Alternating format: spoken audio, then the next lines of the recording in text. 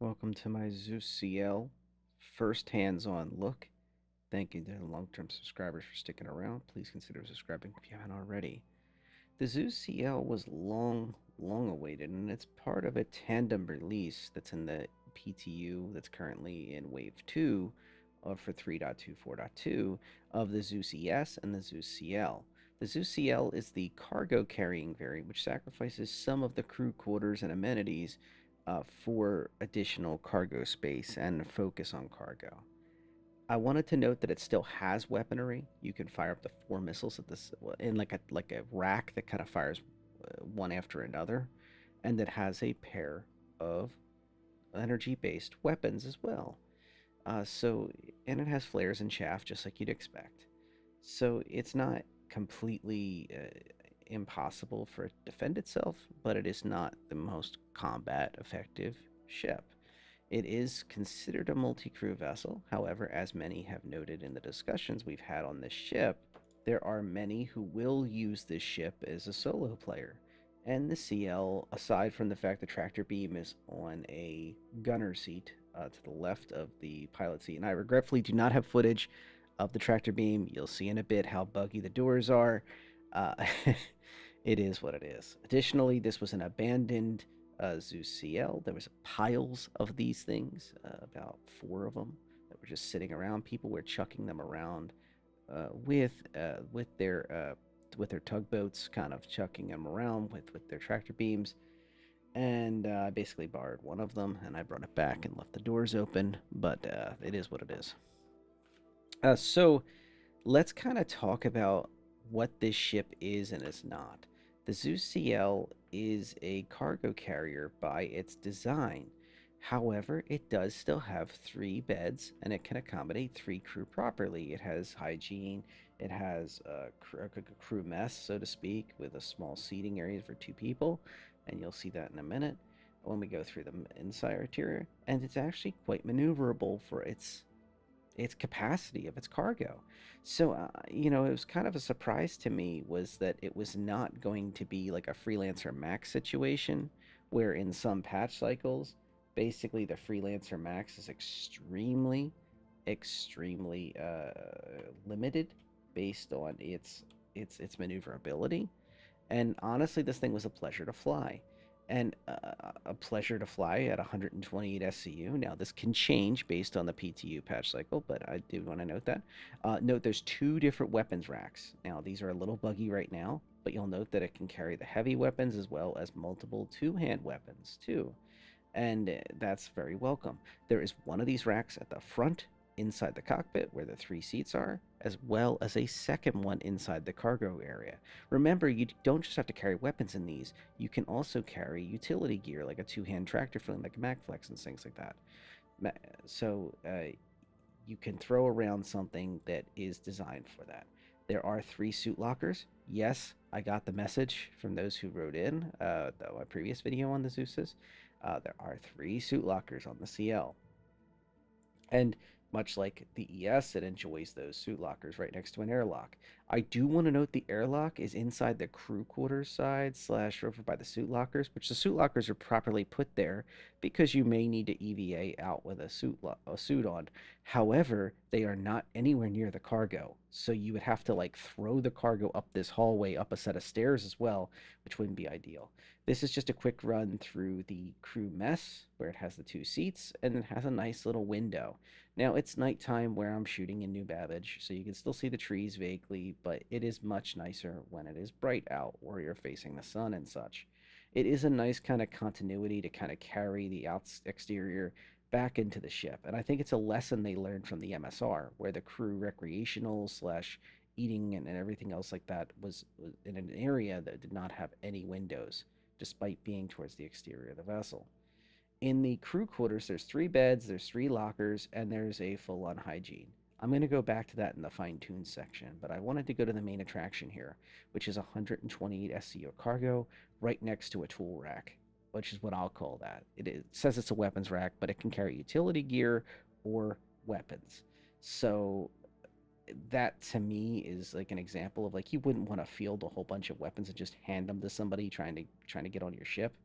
Um, but For things that are like the two-hand and one-hand tractor beam, they might be very helpful to be put there. Maybe also a paramed device would be a nice an example there. So if somebody gets injured with the cargo being thrown around, and you don't have an Ursa, that would be a great example, because this ship does not have a medical bed, which is understandable. I mean, at some point, something's got to give. On a ship of this size, how much stuff is squeezed in here? It's pretty nice. This is all cargo space, so you can see it's clearly delineated into these cargo areas.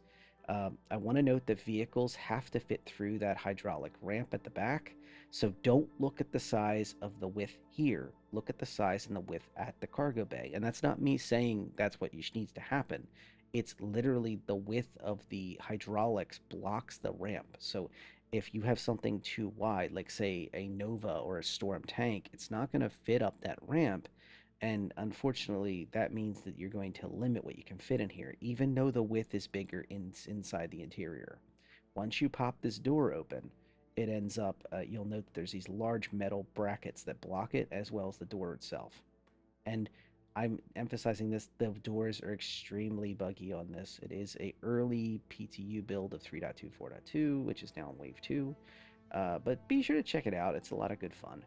There is wonderful folks from Evocati and owners of the ship that are kind of just spawning them and hanging out with everybody with them and leaving them places with the doors open, which is quite nice. Now, on to the fine-tuning bits. So when you see the doors here, I do kind of have a little bit of annoyance with the doors. You have a lot of different entries and exits to this ship. There's 3 different entries to defend, because you have the airlock on the side, which you don't have to defend from the ground, but if you're in space, people can float up.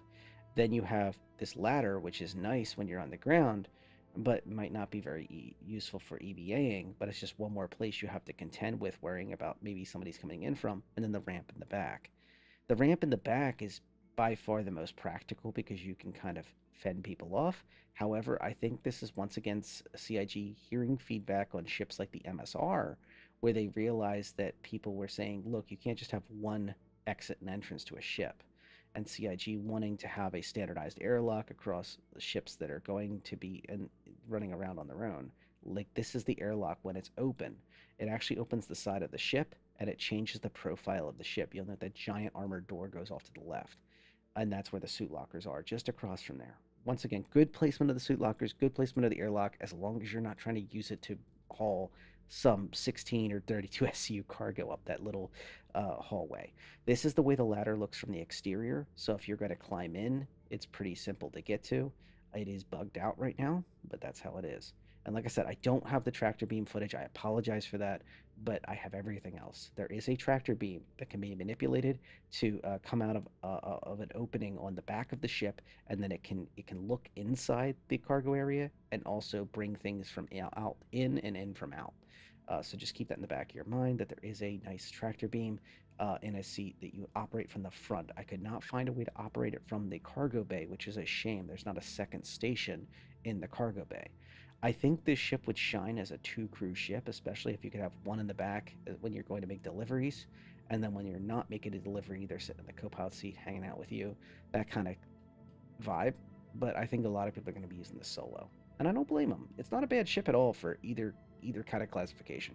I don't think there's enough to do on here for 3 players, but that's how it is. This is the restroom behind the crew quarters. Once again, good placement. It's away from everything, but it's still somewhere that you can get to it. You can close that door so you don't have to look at that while you're inside your space when you don't need hygiene. And that's kind of where I'm at. It's a beautiful ship. They did a great job with the Zeuses. I think the Zeus Mk2 CL is a wonderful, wonderful homage to the original Zeus, which, if you follow the lore, I'm going to put a link up in the video if I have a video to put up. I always have to check and make sure that my lore videos are still relevant, because lore does change over the years. But if I do have one, I'll be sure to put it up. But for those who don't know, RSI got their start with the original Zeus, and it was supposed to be like the opening the sky to people that weren't some massive mega corporations or government companies. This was going to be the first mass-produced kind of system that opened the skies to everyone. So being able to explore deeper space with quantum technology. And the Zeus Mk2, I think the ES in specific is a better example of exploring the stars. But the CL itself, I don't think will let you down. As long as you're not needing medical on the spot, that's the biggest question mark, I think, for some people. But if you're using this thing as like a freelancer max replacement, I think you're going to be very happy. So for exploration, I would still go with the ES. For longer distances and maybe a large, you actually want to have three crew, the ES probably is smarter. But it's really hard to argue with 128 SCU in a ship of this size if you really enjoy this size ship. And unless the maneuverability is changed, the maneuverability is excellent for this vessel. It is a one-trick pony, but it does that trick very well. All right, so let me know what you think about the Zeus SCL. I know there's a lot of excitement for it. I tried to be as fair and unbiased and trying to temper hype. I know we're all excited for CitizenCon. I am as well. I'm going to be watching it live on the stream. I'm not going in person. I wish I had the ability to this year, but it's not in the cards. But I'm very excited, and I'll of course be covering it. And I'm more excited about like where people kind of see their fleets going into 2025, because there's a lot of ships coming out of the at least rumored to be coming out soon. And there's a lot of talk of the 12-month period of CitizenCon. I'm sure that's going to be pushed back a decent bit, but there's going to be some ships that come out, some vehicles that come out. I'm sure that's always the way it is every year. And the content drought will finally be over. And I don't know. This content drought, we're eating pretty good. 3.24.2 PTU is into wave 2 already, and we've got a pair of Zeuses to play with. The hover trolley, if you want to be so inclined, the ATLS recently was released. So there's a lot of interesting stuff, at least on the ship side. One of the things I have been hearing, I'll just throw this in as an overtime topic, is the MFDs. Not everybody's a fan. I think there's gonna be a lot of tuning that needs to be done. They're a little too bright when it's dark, and they're a little too difficult contrast-wise, depending on the conditions you're in other conditions. I do think the MFDs generally are good. I think people are just trying to get used to them. I think there is some fine-tuning that needs to be done, particularly on the MFDs themselves, that are especially the hover ones that are like on the 400i, for example, and the 600i. Uh, those in particular that are trying to be fancy, they tend to wash out when you're looking at the star. At least that was based on my personal opinion. Last builds, not this build, so I got to test it again. It's the problem with builds is that when they have a lot of hot fixes, like the recent ones that CIG's really been active on, and props them, putting out build after build, I have to do my due diligence and go back and check that stuff. So probably later this week, I'll go back in and confirm some of the MFD topics, probably make a video to covering that, or at the very least, I can answer your questions about it, when those come up.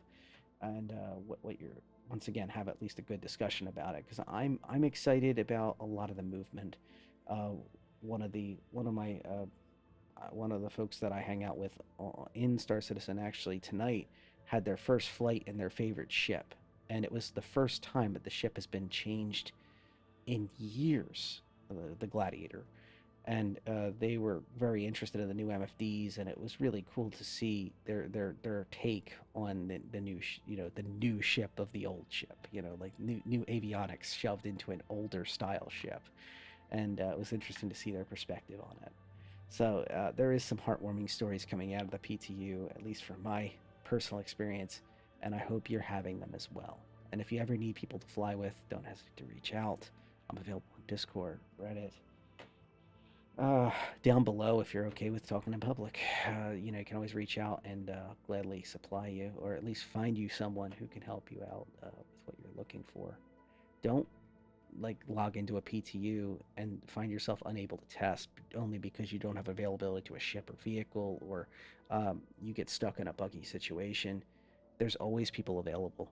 And even in global chat, if there's nobody on your friends list friends list you have to keep adding because it's test server, but even then, there are people that are actually friendly, believe it or not. It's not like live. A lot of people are there the same way you are, just trying to get by and have a good time, and experience the new stuff. So that's all I got for now. Thank you all. Enjoy 3.2, 4.2, and have a good one.